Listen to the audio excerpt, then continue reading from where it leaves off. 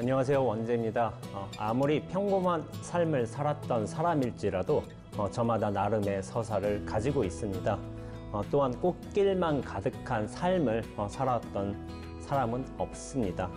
크고 작은 굴곡을 통해 삶의 방향이 바뀌거나 그 방향에 적응해 살아가게 되는 거죠.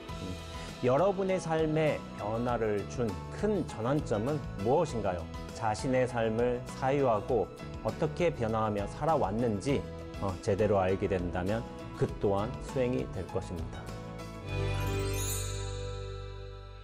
예, 저는 미 이사단 4사 공병대대에서 이제 카투사로 선발이 되어서 전투 공병을 특기로 군 생활을 마친 경험이 있습니다. 비록 한국군이었지만은 미군들과 함께 군 생활을 하면서 여러 이제 독특한 경험들을 치른 적이 많습니다. 그 중에서 제 인생에 가장 이제 큰 전환점이 되었던 이제 기억이자 경험이 있는데 그 이야기를 한번 들려드리겠습니다. 당시에 제가 소속된 중대는 휴전선 근처 훈련장에서 훈련을 대기 중이었습니다. 그러다 제가 속한 1소대만 이제 다른 곳으로 옮기라는 이제 중대장의 명령을 받고서 옮겼습니다. 그렇게 저희들이 자리를 떠나간 이제 15분 뒤였습니다. 교량을 싣는 AVLB라는 커다란 장갑차가 있는데 그 장갑차가 그만 남아있던 인원들을 치고 말았습니다. 이 사고로 인해서 부대에 전입한 지 얼마 안 된 이제 푸에르토리코 출신의 이병하고 늘 유쾌한 웃음으로 한국말로 농담까지 건네기도 했던 3소대 하사가 장갑차에 깔리는 사고가 벌어지고 말았습니다. 당시 용산에 있던 미군 기지에서 응급 헬기가 날아왔습니다. 그런데 너무 늦어버렸습니다. 헬기 도착 전에 푸에르토리코 출신 이병은 이미 죽었고 하사는 다리뼈가 앙상하게 드러나는 중상으로 인해 헬기 안에서 고통으로 소리를 치다가 죽게 되었습니다. 훈련은 즉각 취소가 되었고 모든 병사는 부대로 복귀하게 되었습니다. 그런데 부대의 암울해진 분위기는 그 며칠 동안 계속 이어졌었죠. 그렇게 단 15분 차이였습니다. 나무 그늘 밑에서 한가롭게 쉬고 있던 제 동료들과 저의 운명이 달라진 거는 그렇게 단 15분 차이였던 겁니다. 방금 전까지 농담을 주고 받으면서 그렇게 웃고 떠들던 동료 병사들이 그렇게 단 한순간에 다른 세상의 사람이 되자 저는 한동안 얼이 빠져서 지냈던 것 같습니다. 그러면서 저는 좀 이상한 상상을 했습니다. 만일 그들이 아니라 내가 그 나무 그늘 밑에서 쉬고 있다가 사고를 당했으면 어땠을까? 내가 장갑차에 깔려 죽지 않았을까?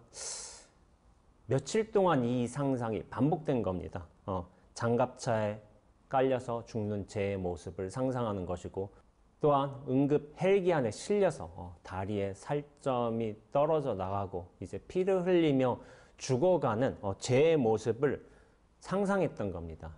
이것은 물론 끔찍한 상상이었습니다. 그런데 이 상상이 반복될수록 오히려 저는 죽음이라는 사실이 굉장히 편안하게 느껴졌습니다. 그렇게 동료 병사들이 죽고 캠프 에드워즈에서 장례식을 치렀습니다.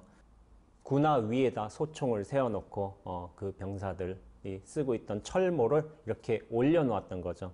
철모 위에는 로페즈라는 이병의 이름이 박혀 있었습니다. 여단 대대의 군인들이 모두 모여서 사망한 군인 동료들의 다큐멘터리를 시청했습니다. 그 다큐멘터리 내용은 뭐냐면은 어려서부터 이 병사들이 어디서 태어났고 어떻게 자랐으며 어느 학교를 나왔고 또한 무슨 취미, 어떤 특기가 있었는지 또한 어떤 이유로 군에 입대하게 되었으며 또한 군에서 무슨 보직을 맡아서 동료들과 이런저런 식으로 지냈다라는 식의 다큐멘터리가 제작되었던 겁니다. 어린 시절의 사진이나 영상 그리고 주변 지인들이나 동료들의 발언 내용으로 채우면서 그렇게 10분 정도의 다큐멘터리가 만들어졌죠.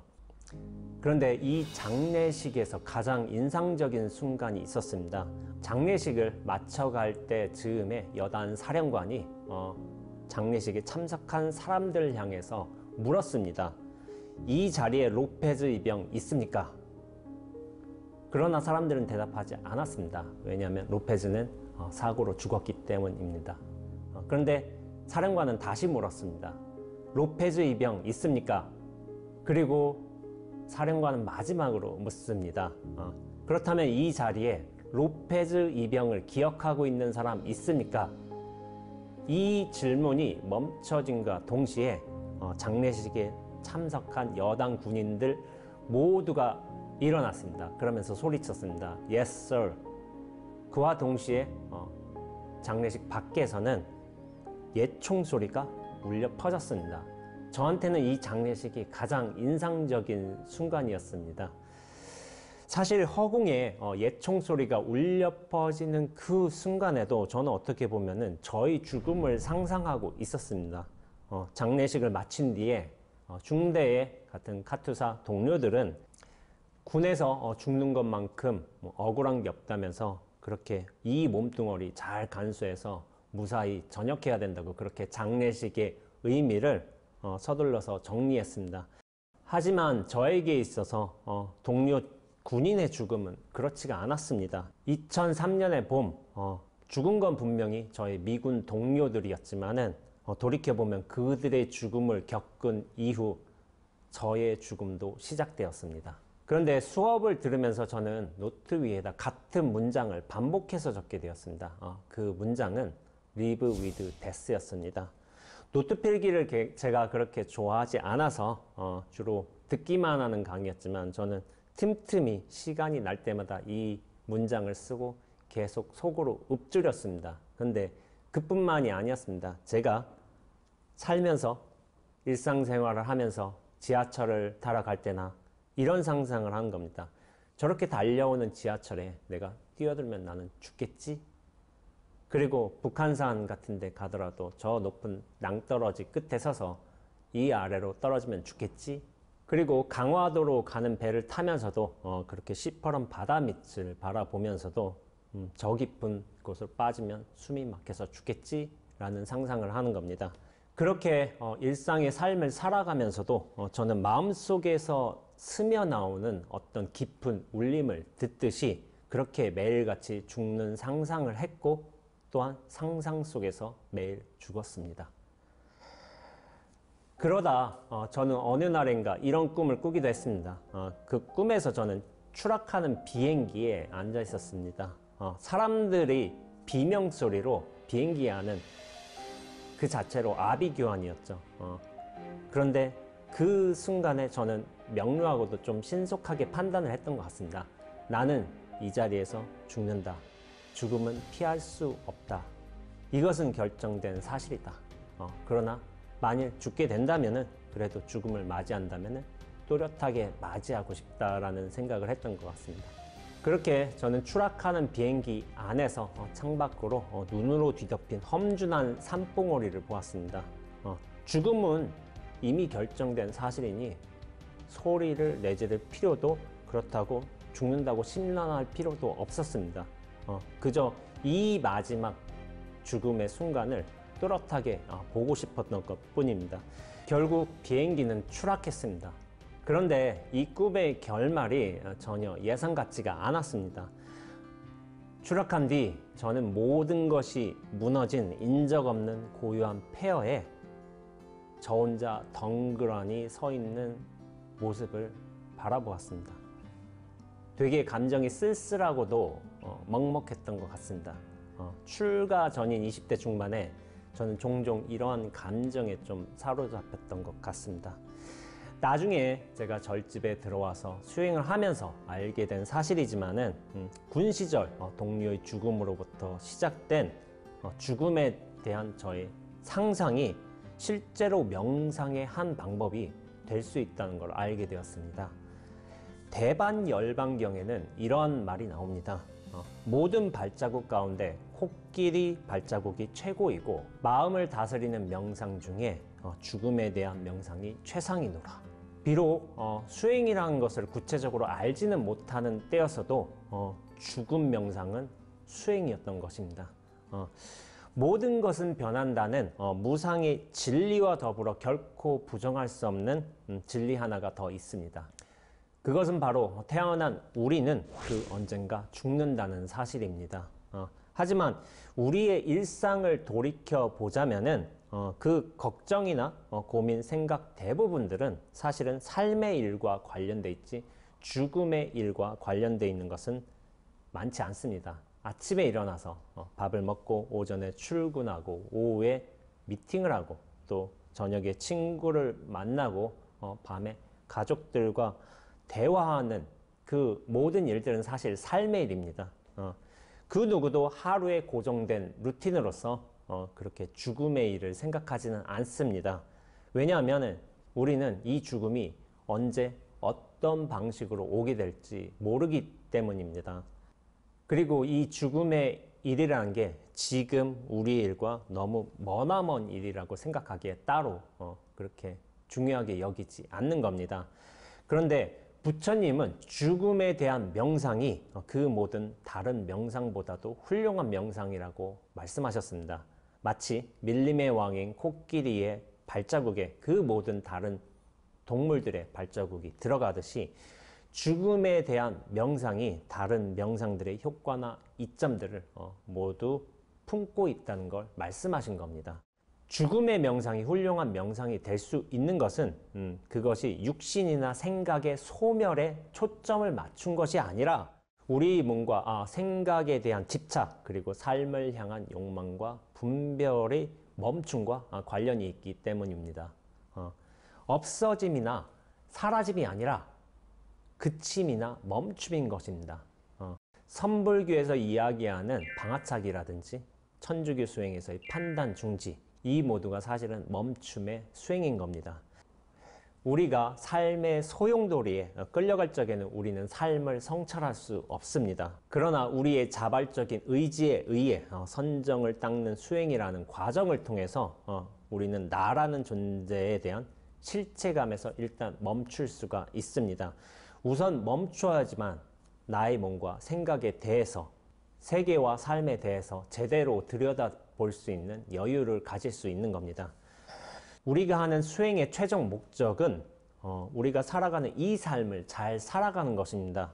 하지만 그 시작은 반드시 멈춤이어야 합니다. 그런 의미에서 죽음 명상은 굉장히 훌륭한 명상입니다. 비록 죽음이 우리가 알 수 없는 미래의 일이기는 하지만은 우리는 너무 삶의 일에만 치우쳐 있습니다.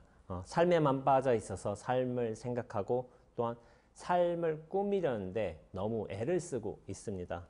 죽음을 명상하게 된다면 그것은 삶을 끝낸다는 의미가 아닙니다. 멈춤으로써 지금 우리가 가진 마음이라든지 내가 집착하고 있는 것을 성찰함으로써 지금 여기로 돌아올 수 있는 겁니다. 몸과 생각이 실제한다는 믿음에 빠져 있는 상태에서는 지금 여기로 돌아올 수 없습니다. 좌선, 염불, 절, 참선, 마음챙김 이 모두가 지금 여기로 돌아오게끔 하는 훌륭한 수행법입니다. 그러나 나에 대한 실체화에서 벗어날 수 있다면 마음의 집착을 내려놓을 수 있다면 그래서 지금 여기로 곧장 돌아올 수 있다면 그 모든 형태의 생각이며 행동, 습관 모두가 수행이랄 수 있습니다.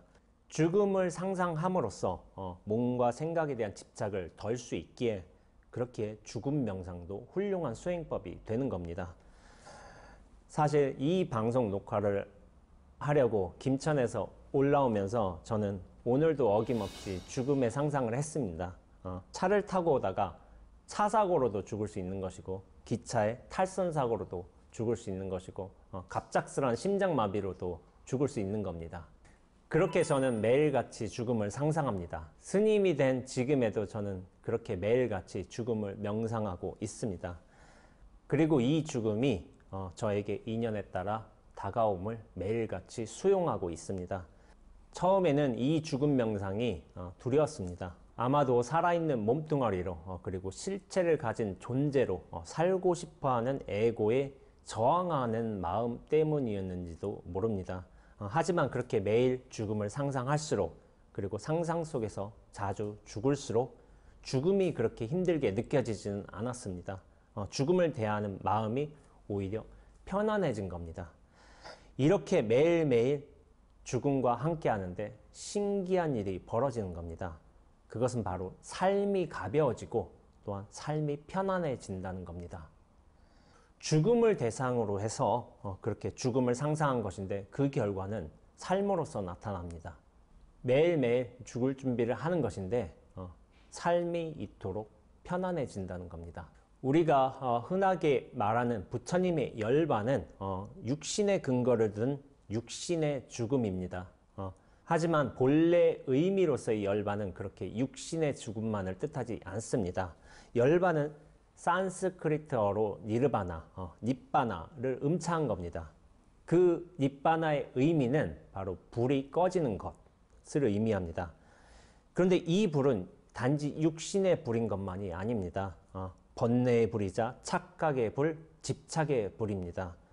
무상과 무아의 진리를 체득하여 미혹과 집착을 끊고 더 이상 번뇌나 착각, 집착의 불로 타오르지 않는 것, 이것이 바로 깨달음인 것입니다. 열반은 단지 육체의 죽음만을 뜻하는 것이 아닙니다. 번뇌의 죽음, 집착의 소멸, 이것이 진정한 의미 열반이고 또한 깨달음입니다. 그렇게 깨달음은 우리가 육체가 소멸해 갈 때 즈음에 준비하는 것이 아닙니다. 번뇌는 바로 벗어날 수 있는 것이고 또한 집착은 바로 끊을 수 있기 때문입니다. 육체는 그 언젠가 인연을 다해서 소멸하게 될 것이지만은 나에 대한 착각과 집착은 그 어느 때라도 끊을 수 있습니다. 죽음은 그 언제든 인연에 따라서 맞이하게 될 일이지만은 이 육체에 대한 그리고 생각에 대한 번뇌와 집착은 죽음 명상을 통해서 지금이라도 벗어날 수 있는 겁니다. 죽음은 결코 두려워해야 할 일만이 아닙니다. 죽음 또한 훌륭한 명상의 대상입니다. 실체의 나로서 존재할 때 죽음은 두려움으로 느껴질 수 있겠지만 나에 대한 집착에서 벗어나는데 죽음 명상만큼 좋은 방법도 없는 겁니다. 그렇게 죽음 명상을 통해서 매일매일 죽어도 좋습니다. 사실 죽는 건 내가 아니라 번뇌와 집착이기 때문입니다. 그렇게 제대로 죽을 수만 있다면은 나라는 존재는 매일매일 연기의 존재로 생생하게 살아나게 될 것입니다. 사람은 태어나는 순간부터 죽음을 향해 살아가게 됩니다. 그렇기에 삶과 죽음은 하나입니다. 살아있는 삶에 집착하지 말고 언젠가 다가올 죽음을 대비하면 좋겠습니다. 그럼 우리 적당히 건강하고 적당히 행복합시다. 원지였습니다.